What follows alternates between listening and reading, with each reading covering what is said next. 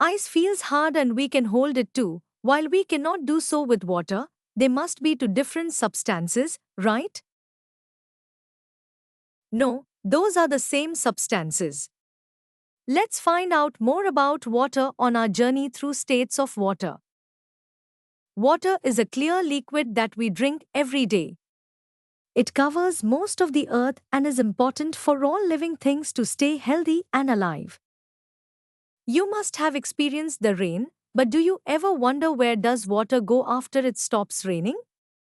Water can seep into the ground, soaking the soil and feeding plants. Sometimes, it can seep into underground rivers and lakes. Water also gets evaporated.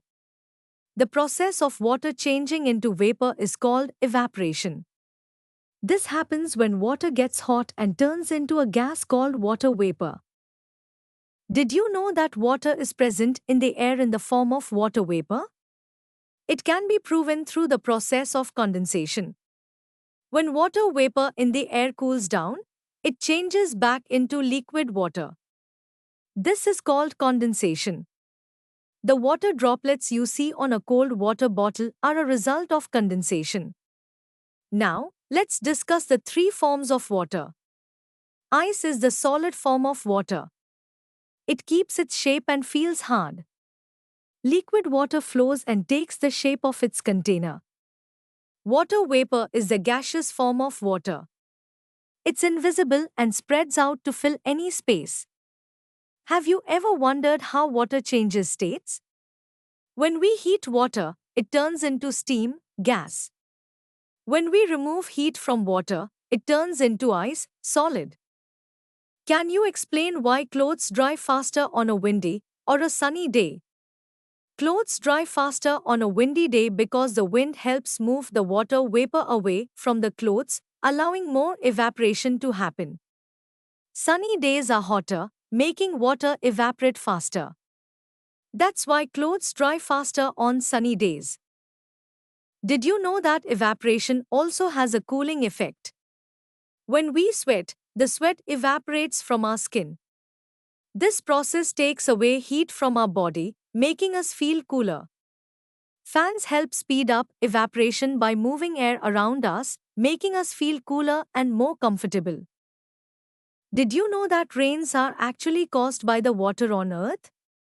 Let's learn how clouds cause rain.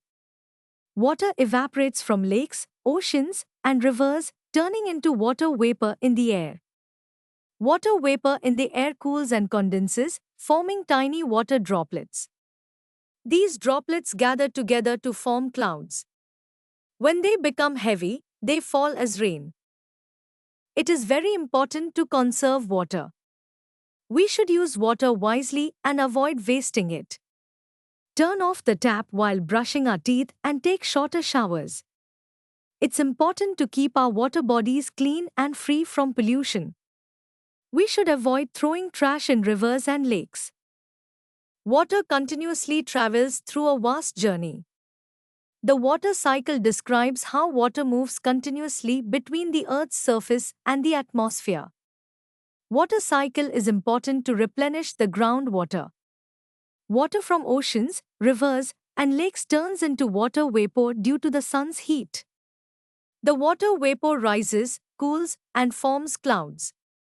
When clouds become heavy, water falls as rain, snow, or hail. Water collects back in oceans, lakes, rivers, and underground, starting the cycle again. It is a continuous process that purifies and redistributes Earth's water. So, to sum it up, water exists in three major states: ice, water, and vapors. Water continuously goes through the water cycle. It is important to take care of water, as without it, it would be impossible for us to survive. We hope that you have understood the topic. You can now study chapter notes, watch video lectures, and solve MCQ tests of this chapter on EduRev. To ensure you score well in your school exams.